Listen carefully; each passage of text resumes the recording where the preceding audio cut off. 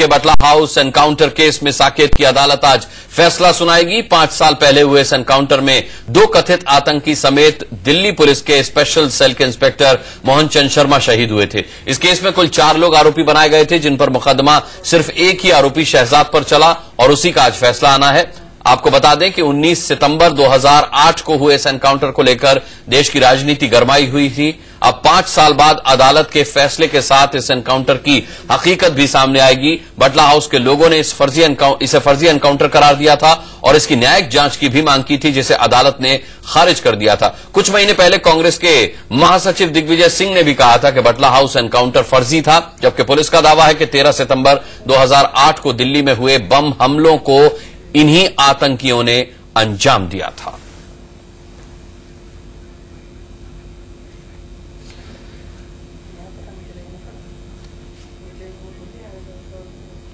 और सीधे बात करेंगे आंचल आनंद से, हमारी एडिटर न्यूज हमारे साथ इस वक्त जुड़ रही हैं। आंचल, कब तक आ सकता है इस पर फैसला?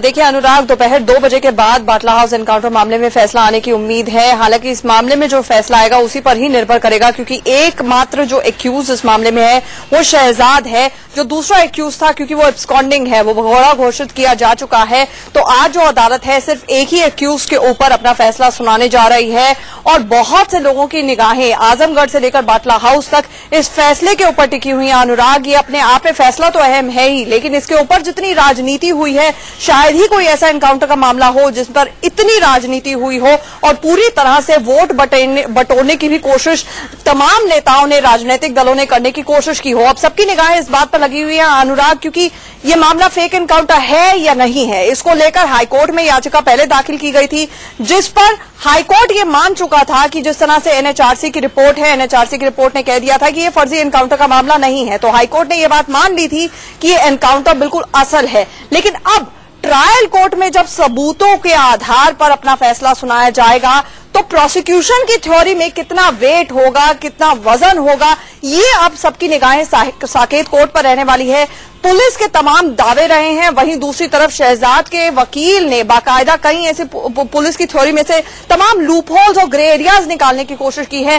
कई ऐसे लूज एंड्स हैं जिनको लेकर लगातार सवाल उठते आए हैं। अब ट्रायल कोर्ट किस तरह से अपना मन बनाती है, क्या फैसला सुनाती है, इस पर न सिर्फ लोगों की निगाहें हैं बल्कि तमाम राजनीतिक दलों की भी निगाहें रहेंगी, क्योंकि आगे चुनाव सर पर हैं और क्या स्टैंड इस पूरे बाटला हाउस एनकाउंटर पर लिया जाए वो भी इस मामले को गौर से देख रहे होंगे। बिल्कुल, और इसके साथ ही 13 सितंबर 2008 को जिन लोगों ने दिल्ली में हुए सिलसिलेवार बम धमाकों में अपनों को खोया है, उनकी भी निगाहें आज होने वाले इस फैसले पर टिकी हुई हैं। और इन सब के बीच हमारे साथ वरिष्ठ वकील पुनीत मित्तल जी भी जुड़ चुके हैं। पुनीत जी, आप इस पूरे केस को कैसे देखते हैं? और साथ ही जो शहजाद है उसके वकील की ओर से ये दावा किया गया कि दरअसल वो मौके पर मौजूद ही नहीं था, क्योंकि जो रिवॉल्वर मौके से बरामद की गई थी उससे गोलियां चली थी, जबकि शहजाद के पास से जो रिवॉल्वर पाई गई थी उसकी वो गोलियां नहीं थी। पूरे केस को आप किस तरह से देखते हैं? देखिए, अदालत के सामने दोनों पक्षों ने अपना अपना वर्जन रखा। प्रोसिक्यूशन ने कहा कि ये दोषी है और जो अक्यूज्ड है उन्होंने अपना तथ्य रख के कहा कि एनकाउंटर झूठा है। दोनों ने अपना एविडेंस लीड किया है अदालत के सामने और जो एविडेंस है उसको कंसिडर करके कोर्ट एक फाइंडिंग देगी आज कि किसका वर्जन करेक्ट वर्जन है। और अगर प्रोसिक्यूशन का वर्जन ठीक पाया जाता है तो जाहिर है कि उनको इस बात में गिल्टी घोषित किया जाए। बिल्कुल, लेकिन पुनीत जी, सबसे बड़ा सवाल यह है कि शहजाद लगातार ये कहता रहा है कि वो उस दिन बटला हाउस मौजूद नहीं था, वो वहां नहीं था। उसके वकील ने भी ये कहा है और इसे साबित करने की भी पुरजोर कोशिश की गई है। वो भी आज एक बहुत बड़ा आधार होगा। सबसे बड़ा सवाल यह है कि दोनों ही तरफ से सबूत क्या पेश किए गए हैं, वो बहुत अहम होगा। देखिए, जब प्ली ऑफ एलिबाई ली जाती है तो ये कहा जाता है कि जिससे प्रोसिक्यूशन ने ये केस कहा कि ये किया है और अगर वो तो व्यक्ति वहां था ही नहीं तो जाहिर है कि प्रोसिक्यूशन का वर्जन गलत है। लेकिन एक बड़ा डेलिकेट सा डिफेंस है जी, क्योंकि अगर वो डिफेंस प्रूव नहीं होता तो फिर जो प्रोसिक्यूशन की वर्जन है उसको सही माना जाएगा। तो एक सिचुएशन ये है कि एलिबाई का जो डिफेंस है उसका ओनर्स प्रूव करने के लिए जो डिफेंस को बहुत बड़ा डिस्चार्ज करना पड़ेगा उन्हें। जी पुनीत जी, आपसे बातचीत हमारी जारी रहेगी और इस वक्त हम सीधे रुख करेंगे बाटला हाउस का ही, जहां से हमारे संवाददाता राशिद इस वक्त हमारे साथ जुड़ चुके हैं। राशिद, वहां के लोगों की निगाहें भी टिकी हुई हैं इस पूरे मामले पर। लोगों से आपकी बातचीत हुई होगी, किस तरह की प्रतिक्रिया मिल पा रही है? लोगों की प्रतिक्रिया में इससे पहले कि आपको दिखाऊं, सुनाऊं और पूरा देश जाने, एक्सक्लूसिव इंडिया न्यूज आप पहुंचा है 5 साल के बाद ठीक उस बिल्डिंग L18 के सामने। यहां पर मैं दोहराना चाहूंगा, एक्सक्लूसिव आपका चैनल दिखा रहा है, ये L18 ये वही बिल्डिंग है जहां पर एनकाउंटर को अंजाम दिया गया था 13 सितंबर 2008। थोड़ा सा मैं आगे चलूंगा, ये दिखाऊंगा कि चौथी मंजिल, इसको पैन अप करेंगे, चौथी मंजिल ठीक आप ऊपर चलेंगे, ये टॉप फ्लोर है जहां पर इस एनकाउंटर को अंजाम दिया गया था। इंस्पेक्टर मोहन चंद शर्मा जो है 7 लोगों के साथ यहां पर स्पेशल ऑपरेशन के लिए आए थे, 10:30 बजे के आसपास लगभग इस ऑपरेशन के लिए आए थे। और यहां से ठीक यहां से एक डेमोन्स्ट्रेशन भी मैं देखकर दिखाता हूं आपको।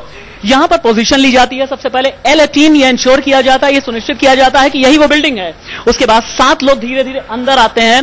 यहां से अंदर आते हुए फिर यहां से एक लेफ्ट हैंड साइड ऊपर सीढ़ी जाती है, इस सीढ़ी से ऊपर जाकर के फिर इस एनकाउंटर को अंजाम दिया जाता है। और उस दिन यह बताया जाता है चित्रा की ये पूरी गली जो है, इस गली का जर्रा जर्रा जो है थर्रा गया था गोलियों की आवाज से। यहां के लोग अभी भी उस दिन को याद करके थर्रा जाते हैं।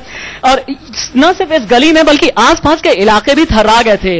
उस दिन यह बताया गया कि यहां पर कई संदिग्ध छिपे हुए हैं। यह बताया गया कि सैफ नाम का एक संदिग्ध है, सज्जाद नाम का एक संदिग्ध है, इसके अलावा आतिफ अमीन नाम का एक संदिग्ध है, मोहम्मद साजिद नाम का संदिग्ध है। इनमें से 2 लोग मारे जाते हैं, 2 भाग जाते हैं। साजिद को उसके बाद लगभग 2 साल के बाद 1 फरवरी 2010 को गिरफ्तार किया जाता है।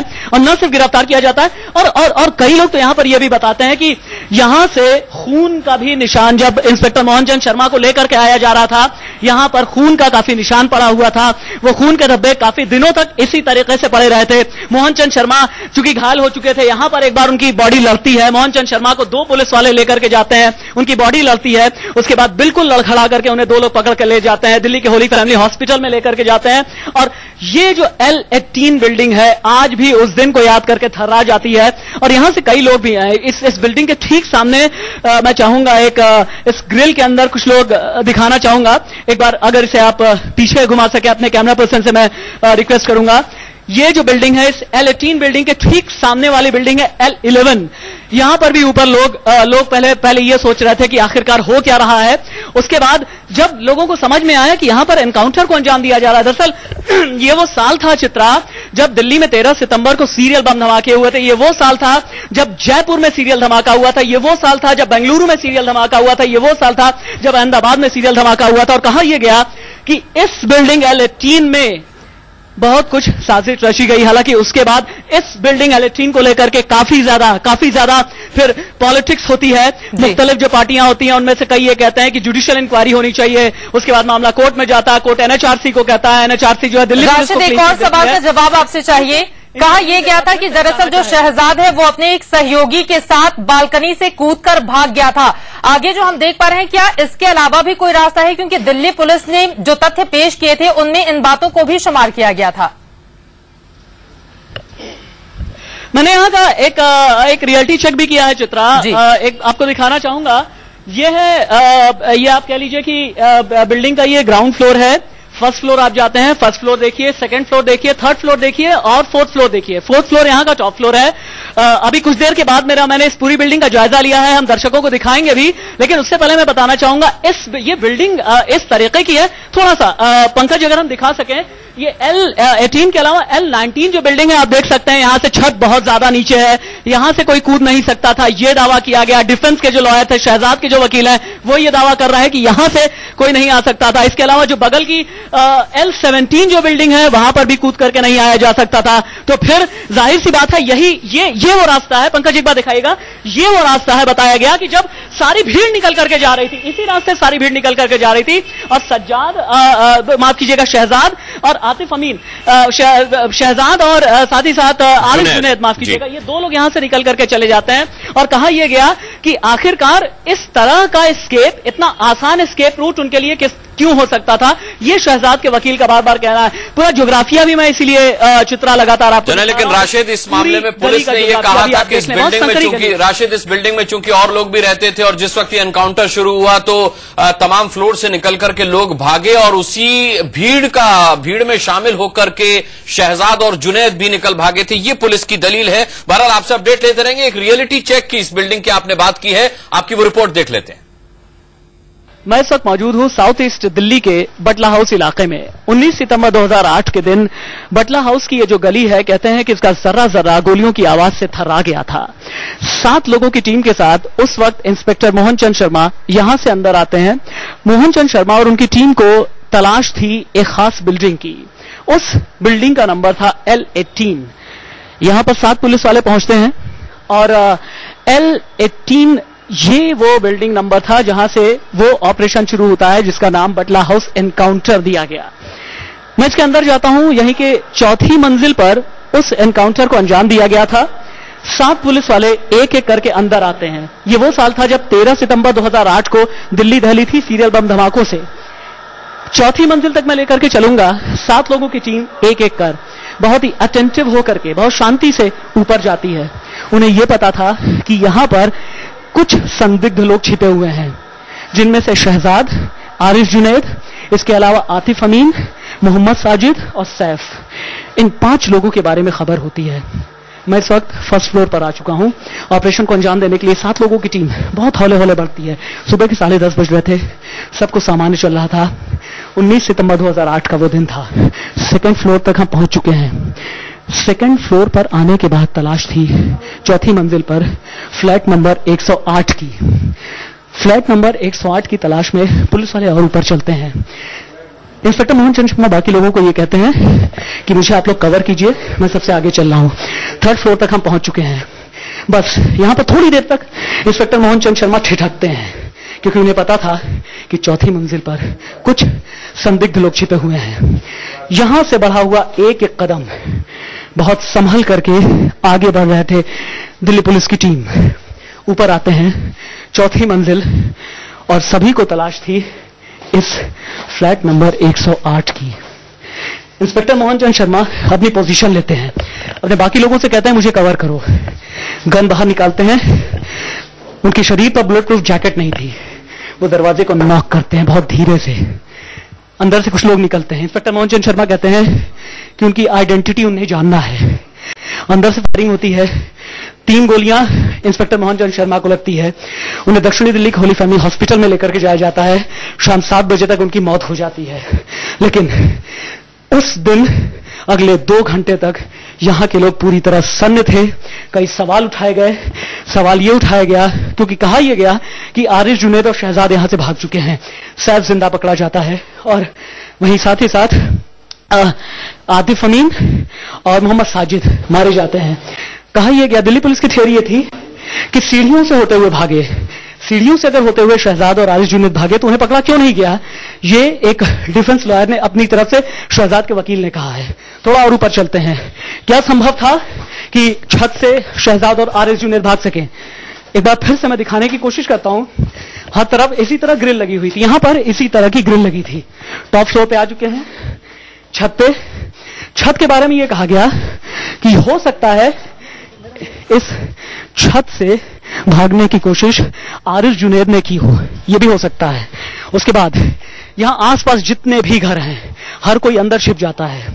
यहां से जब नीचे देखने की कोशिश होती है, हमें भी पता चलता है कि साथ में कोई छत नहीं थी। और यही डिफेंस लॉयर की तरफ से यही एक आर्गुमेंट दिया गया है। साउथ ईस्ट दिल्ली के बटला हाउस इलाके से बिल्डिंग नंबर L108 से कैमरा पर्सन पंकज के साथ राशिद, इंडिया न्यूज। राशिद, बखूबी आपने बताया कि L18 में उस दिन क्या हुआ था, एनकाउंटर वाले रोज किस तरीके से इस पूरे एनकाउंटर को अंजाम दिया गया था। आज इस बात को 5 साल हो चुके हैं। आपने ये भी बताया कि वहां के लोगों के जहन में ये एनकाउंटर आज भी इतना ही ताजा है जैसे कि ये आज ही या कल ही हुआ हो। सवाल यह है कि वहां के लोग आज आने वाले फैसले को लेकर के क्या सोचते हैं, उनको क्या लगता है? बड़ी हैरत की बात है अनुराग, और आपने कहा कि यहाँ के कुछ लोगों के जहन में यादें ताज़ा है। मैं याद दिलाना चाहूंगा कि यादें मेरे जहन में भी ताज़ा है, क्योंकि यहाँ पर मैं रिपोर्टिंग के लिए आया था। हमारे ऑफिस से बहुत ज्यादा की दूरी नहीं हुआ करती थी। यहाँ मैं रिपोर्टिंग के लिए आया था उस 19 सितंबर 2008 को। तब से लेकर के अब तक में यकीन जानिए मैंने कई लोगों को यहाँ पर पकड़ने की कोशिश की, कई लोगों से ये पूछने की कोशिश की कि आखिरकार क्या हुआ था। उनमें से एक जनाब मिले, कई लोग कुछ बताने के लिए तैयार नहीं है। कई लोग तो ये भी नहीं जानते कि आज इतना बड़ा वर्डिक्ट आने वाला है। हाँ, वो लोग इतना ही कहते हैं कि बटला हाउस का ये जो इलाका है, L18 की ये जो बिल्डिंग है, इसे अपनी जिंदगी जी लेने दें। क्योंकि वो काला साया, वो काला दिन लेकर के जीना नहीं चाहते ये लोग। एक जनाब मेरे साथ में मौजूद हैं, ये 19 सितंबर के दिन यहीं पर थे। इनकी याददाश्त में, इनके जहन में क्या कुछ आज भी जिंदा है, इन्हीं से जानते हैं। 19 सितंबर 2008 को जब यहाँ पर एनकाउंटर को अंजाम दिया जा रहा था, आप कहाँ पर थे? मैं बस अपने यहाँ से निकल के जस्ट 10 मिनट पहले अपने घर के लिए तरफ गया था, तो पता लगा, ऐलान हुआ कि यहाँ पे ऐसा ये मसला हो रहा है। अच्छा, फिर क्या हुआ? फिर बस ये हुआ कि नाम है कि आतंकवादी, उग्रवादी बताए गए, लेकिन ऐसा यहाँ पे ऐसा लगता है कुछ नहीं था। यहाँ पे ये फर्जी इनकाउंटर था, और जो कि यहाँ के नेताओं ने सबने कहा क्या नाम है कि फर्जी इनकाउंटर है। जहां तक कि लोगों ने ये भी कहा कि हम इलेक्शन नहीं लड़ेंगे, हम सीट नहीं, लेकिन जो भी कहा सारे वादे लोगों के नकली निकले, झूठे निकले। यानी पॉलिटिशियंस ने बटला हाउस वालों के साथ धोखा किया? बिल्कुल धोखा किया। अच्छा, उन लोगों ने ठगा आप लोगों को, आपके इमोशंस के साथ खिलवाड़ किया? जाहिर सी बात है। सुना है आप अनुराग, और भी कुछ लोग मौजूद हैं। जनाब, आप भी थे क्या यहाँ पर 19 सितंबर 2008 के दिन? पता है अनुराग, कई आंखें ऐसी हैं, इन आंखों में आप एक बार झांक करके देखिए, इन आंखों में आपको दहशत भी नजर आएगी, इन आंखों में एक गम भी नजर आएगा। कई जनाब ऐसे भी थे, कई लोग यहाँ पर ऐसे भी थे जिनका ये कहना था कि इस गली से जब भी हम गुजरते हैं हमें वो आवाज आती है, हमें ख्वाब में वो आवाज आती है, हर रोज सुनाई देती है। अपना नाम बताइए, क्या हुआ था उस दिन? और एनकाउंटर की जो बात है, आप खुद सोचिए, जब ये बिल्डिंग चारों तरफ से बंद है, इतनी बड़ी फोर्स है, क्या अगर वो आतंकवादी होते तो क्या उन्हें अरेस्ट नहीं किया जा सकता था? मैं मानता हूँ, जो एक बार को अगर वो आतंकवादी थे तो इतनी बड़ी फोर्स किस काम की है, जो क्या नाम है किसी बेगुनाह को मतलब मारकर फिर बाद में कह दिया कि इनकाउंटर हो रहा है। अनुराग, डिफेंस लॉयर ने भी एक दलील दी है। डिफेंस लॉयर का ये कहना है कि क्यों नहीं लोकल पुलिस को इन्फॉर्म किया गया, और कई घंटों तक इसी तरह से अगर एनकाउंटर चला, 1 से 1.5 घंटे अगर एनकाउंटर चला, तो आखिरकार लोकल पुलिस वाले आए क्यों नहीं? और सबसे बड़ी बात यह है अनुराग कि ये जिस तरीके की, पंकज एक बार दिखाइएगा। राशिद, इस सवाल का जवाब आपसे लेंगे और आज आते रहेंगे आपके पास समय समय पर, और जानते रहेंगे वहां के लोगों की प्रतिक्रिया भी क्या है। आंचल आनंद के पास चलते, इस वक्त साकेत कोर्ट परिसर से हमारे साथ लगातार बनी हुई हैं। अच्छा, सवाल ये उठता है कि आज आने वाले फैसले पर पुलिस की सबसे ज्यादा निगाह होगी, क्योंकि शुरुआती दौर में भी पुलिस जांच को लेकर के, एनएचआरसी की गाइडलाइंस के तहत होने वाली जांच को लेकर के, जो मजिस्ट्रेटी जांच शुरुआत में नहीं, उसे लेकर के पुलिस पर तमाम उंगलियां, तमाम सवाल उठे हैं। पुलिस ने जिस तरीके से इस एनकाउंटर के मामले में दलीलें दी हैं, आज उसका भी फैसला होना है, तो बेहद पुलिस के नजरिए से भी फैसला महत्वपूर्ण हो जाता है आज का।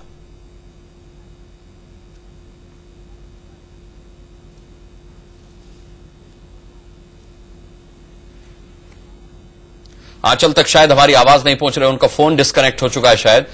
हम दोबारा उनसे संपर्क करने की कोशिश करेंगे। पुनीत मित्तल हमारे साथ वरिष्ठ वकील सुप्रीम कोर्ट के लगातार बने हुए हैं। पुनीत जी, यही सवाल आपसे, आज पुलिस की छवि पर भी जो बादल मंडरा रहा है, जो धुंधलका है, वो भी दूर होगा? पुलिस या तो सही साबित होगी या पुलिस गलत साबित होगी? देखिए, प्रोसिक्यूशन का काम जो है, एक केस कोर्ट में दायर किया और उसको तथ्य के आधार पर साबित करने का काम है। पुलिस इन्वेस्टिगेशन करती है और प्रोसिक्यूशन एक डिफरेंट डिपार्टमेंट है जो प्रोसिक्यूट करता है उसके बेसिस के ऊपर। पुलिस ने वर्जन रखी, जाहिर है अगर वो प्रूव करेंगे तो कोर्ट उस पर असल फैसला देगी, और अगर कोर्ट मानेगी कि ये गलत है तो उसको एक्विटल का रूप दिया जाएगा। लेकिन एक बात हमें समझनी चाहिए, क्रिमिनल ट्रायल के अंदर बियॉन्ड रीजनेबल डाउट का जो टेस्ट है, प्रोसिक्यूशन को अपने तथ्य के आधार पर बियॉन्ड रीजनेबल डाउट करना होता है, प्रूव करना होता है, और डिफेंस का प्रोबेबिलिटी से भी छूटना बनता है। तो वही बेसिक जो सवाल है कि 100% अगर कोर्ट श्योर हो तो उसको सजा करेगी, और अगर 1% भी डाउट हो तो एक्विटल करेगी। तो दोनों का जो ओनस है, प्रोसिक्यूशन का और डिफेंस का, ओनस ऑफ प्रूफ, उसका दायरा बहुत डिफरेंट है। तो हमें उसको किसी और आधार पे देखना पड़ेगा। जी चलिए पुनीत जी, अगला सवाल मैं आपसे पूछूं, एक बार फिर से हम आंचल का रुख कर लेते हैं। आंचल, जाहिर तौर पर पुलिस की भूमिका क्या रही थी उस पर भी आज तस्वीर साफ हो जाएगी, लेकिन अगर उस समय की हम बात करें तो तत्कालीन गृह मंत्री की ओर से, चूंकि राजनीतिज्ञों में बार बार सवाल फर्जी एनकाउंटर कह के खड़े किए जा रहे थे, लेकिन उस वक्त के गृह मंत्री रहे पी चिदम्बरम ने पूरे मामले में दिल्ली पुलिस को क्लीन चिट दे दी थी।